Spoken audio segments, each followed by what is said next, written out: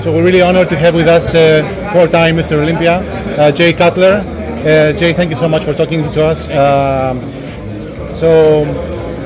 First of all, we have been hearing that people have been stuffing you with food here. I mean, is that true? Yeah, the food's been amazing. I was told when I came here I was going to eat a lot of the Greek food, which I don't, obviously, with my diet, get a lot of. So we've been out to eat the last couple of nights, and I walked away pretty stuffed. All right. It's good. Do you enjoy the food? Yeah, I do. I mean, it's always good. I wasn't one to really, when I was competing at the highest level, to try different things because I stuck to the basic chicken and rice or potatoes and beef or whatever it was, yeah. So for me to add this kind of stuff into my diet, it's kind of rare. And this is the first time actually that I traveled to a foreign place and I've tried the food of a different country. I've usually been pretty strict with my diet, so I've let loose a little bit, just because John and Chris are such good guys, and I've really enjoyed the company, and I really wanted to come to Greece. This was it was my first visit, but it was one of my dreams to come to Greece, and I'd never been invited until now, so it's pretty cool. May I ask you something? In 2009, you were able to come back and regain your lost title, and you're probably, I think you're the only Mr. Olympia so far who has done it. I mean, also Arnold and Franco have regained, but they didn't lose the title. Yeah. So I want to know, where did you find the motivation to do that? And also because you did it in a very quiet manner. I mean, no one knew until the time that you appeared in prejudging, and you. I think the fans really, were the reason, because they didn't want to see me retire, and I contemplated retiring actually, and I kind of listened to feedback to kind of make the decision whether I was going to come back, and everyone always said I could do it, and it was just a fluke that I lost, and I came back at my best ever. I was more driven than ever.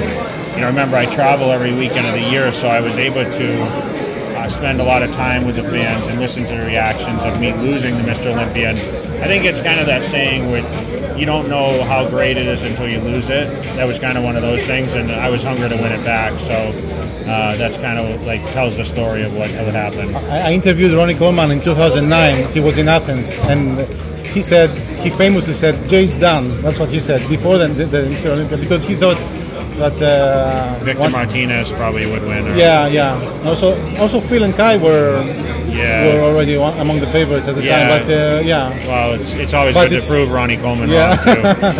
Okay, a final question. You have traveled around the world a lot.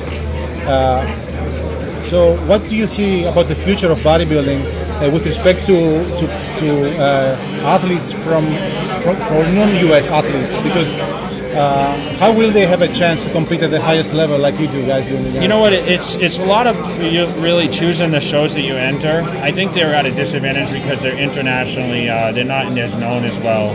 So I think now with the social aspect, they really need to get up there on their YouTube channels and their Instagram and their Facebook pages and really give themselves self-publicity.